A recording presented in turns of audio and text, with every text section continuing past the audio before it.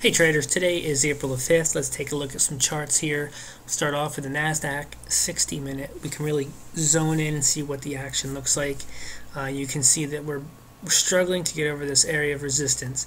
I tend to think that we're going to see some more of the same, and I'm starting to see some bearish signs now that are in place. And you know, these signs, they have to be in place before the markets can roll over, but that doesn't necessarily mean that it's going to happen.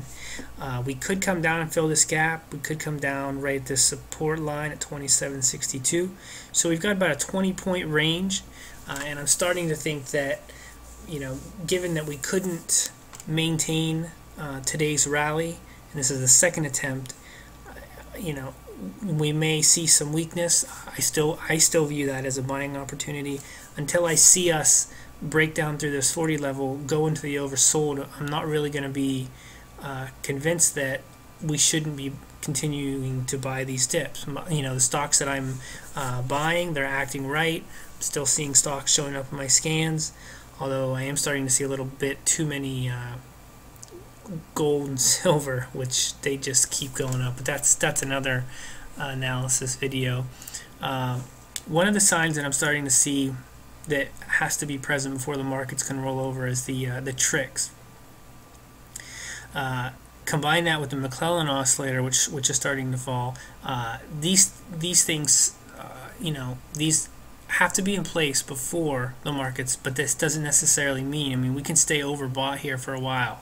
We're still showing white bars on here, although they are getting smaller and smaller.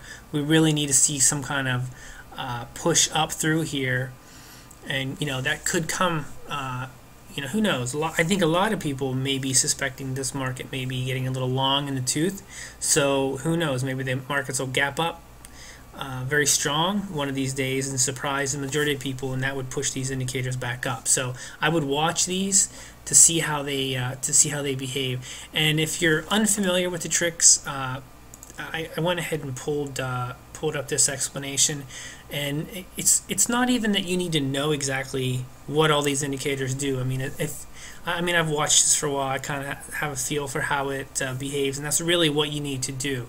You know, the tricks, here it says it's a 1 period percentage rate of change for a triple smooth exponential moving average. Simple explanation is some people say that it moves a lot like the MACD, but it doesn't give as many false breakouts. So that's, you know, it's just one indicator. There's hundreds of them out there. Everybody's got their own little nuances. I'm just here to shed a little light on how I view the markets through the charts. Here you've got the NASDAQ. You can see here, you know, by these candlesticks that there's a lot of indecision here. And one thing for certain is this rally is not going to really get started until this ADX turns up.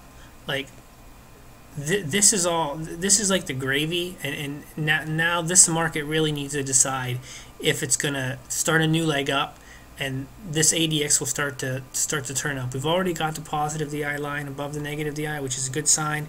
The Keltner channel, you know, you're basically you're trending between the middle and the upper, which is what you want to see, but you also want to see these Keltner channels really start to expand up. The Dow, yes, you've got that, because that's really been a solid performer lately. The S&P and the NASDAQ, not so much. You really want to see these start to strengthen and move higher. And then the last market that I really just wanted to take a peek at was the TSX. You can see here, I actually need to, well, this is tough because we have not really gone into the overbought area. I mean, we've really come close as we're forming this, you know, significant bearish wedge right at the double top. This is not a very good sign. The TSX has been strong, and given the fact that the metals are having the move that they're having, this is a little surprising. So I would keep my eye on the TSX. It's starting to look like it's, you know, there's a lot of bearish stuff going on here. You know, a move above here will cure that. So just keep an eye on the TSX because it could end up dragging the US markets down a little bit. So take care, guys.